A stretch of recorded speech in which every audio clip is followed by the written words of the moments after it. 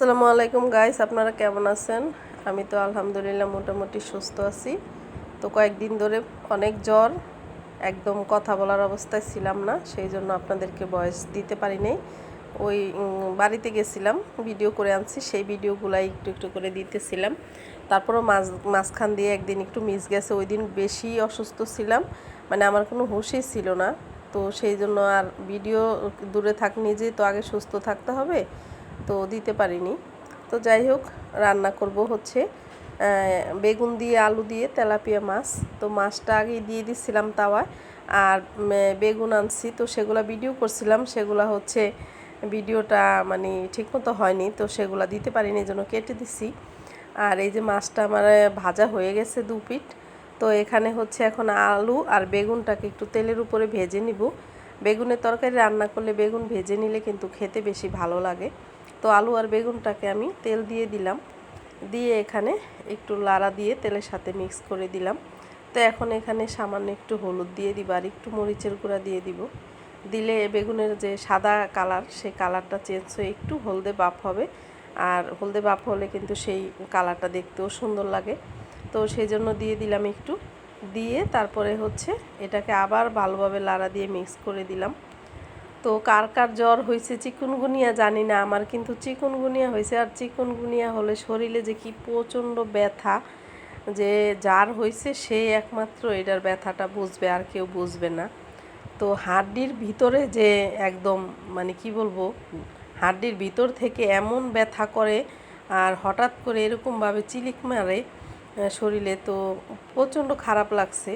আমার হচ্ছে 2 দিন যাবত আমি একদম বেশি অসুস্থ ছিলাম, একদম কান্নাকাটি করছি, শরীরের ব্যথায় এইরকম অবস্থা ছিল।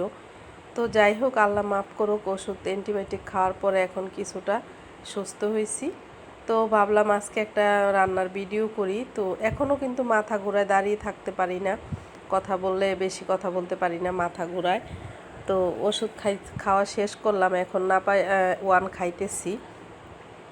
যাই হোক, আপনারা দোয়া করবেন আমার জন্য, যেন শরীরটা তাড়াতাড়ি সুস্থ হয়ে যায়।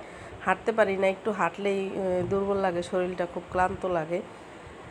আর এখানে দিয়ে দিলাম হচ্ছে তেলের ভিতরে পেঁয়াজ কাঁচামরিচ দিয়ে একটু লাড়া দিলাম ভালোভাবে, তারপরে হলুদ মরিচের গুঁড়া দিয়ে রেগুলার যেভাবে রান্না করি, সাধারণভাবে তরকারি রান্না করি। তো দিয়ে দিলাম ধনে গুঁড়া, লবণ দিয়ে এখন একটু পানি দিয়ে এটাকে ভালোভাবে মিক্স করে মশলাটা ভালোভাবে কষাতে হবে। তো এই তো, আর চুলাটাকে এই সাইডে নিয়ে আসছিলাম, আগে জানালার গ্রিলের কাছে ছিল। তো ওই পাশটায় চুলা রাখলে হচ্ছে কি, রাস্তার একদম পাশে তো আমার রান্নাঘরটা, তো মানুষ যাওয়া আসা করে, তখন তাকিয়ে থাকে রান্না করি আর এই যে ভিডিও করি, তো দেখে মানুষ। আর আমাদের এলাকার লোকজন একটু কেমন যেন একটু তাকিয়ে থাকে, এটা সেটা বলে, সেজন্য ভালো লাগে না। তো সেই জন্য চুলাটাকে এই সাইডে নিয়ে আসলাম। আর যেহেতু জানালার পাশে চুলা, জানালাটা খুলে না দিলে গেছে গ্যাস বাইর হয় না।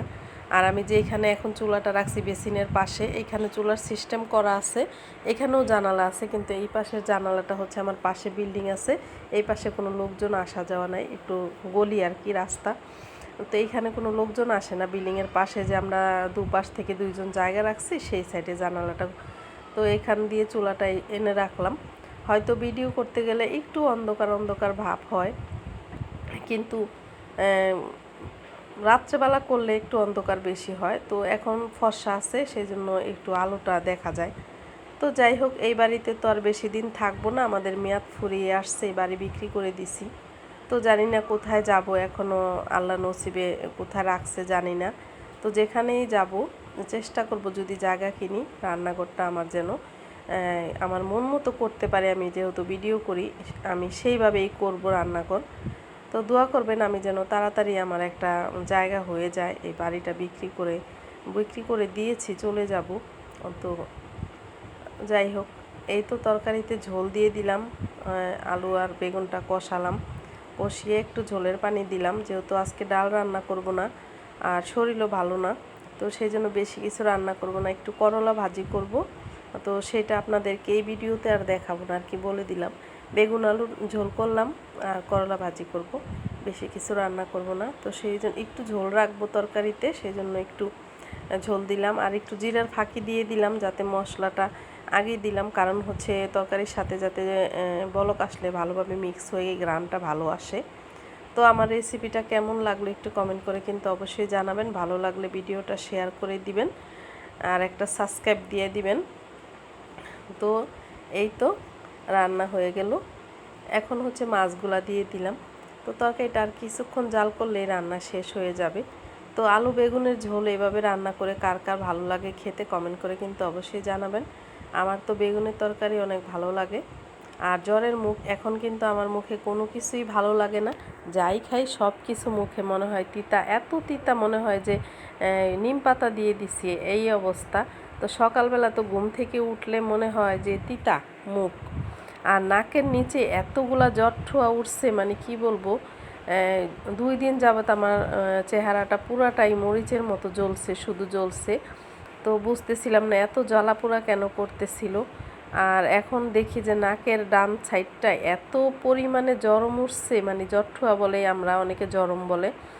তো নামাজ পড়বো যে উজু করব, হাত দিয়ে নাকে পানি দিব, মানে হাতটা দিতে অনেক কষ্ট হয়, খুবই ব্যথা লাগে। তো যাই হোক, একটা মলমানসি দেওয়ার জন্য দেখি কি হয়। তো নামাজ তো পড়তেই হবে, কিছু করার নেই, আল্লাহকে তো ডাকতেই হবে। আল্লাহ ছাড়া তো আর কেউ আমাদের মুশকিল আসান করতে পারবে না। তো সেই জন্য আল্লাহ ছাড়া কোনো উপায় নেই। তো দেখুন আমার তরকারি কালারটা কতটা সুন্দর হয়েছে, কড়াইতে কিন্তু তেমন একটা বোঝা যায় না, এখন বলে ডালার পরে খুব সুন্দর লাগছে তরকারি কালারটা। আর এইভাবে আলু বেগুনের ঝোল দিয়ে ভাত খেতে আমার অনেক ভালো লাগে। তো ভাবলাম জ্বর আসছে সেই জন্য দেখি পছন্দের তরকারি রান্না করলে ভালো লাগে কিনা, কিন্তু না, মুখে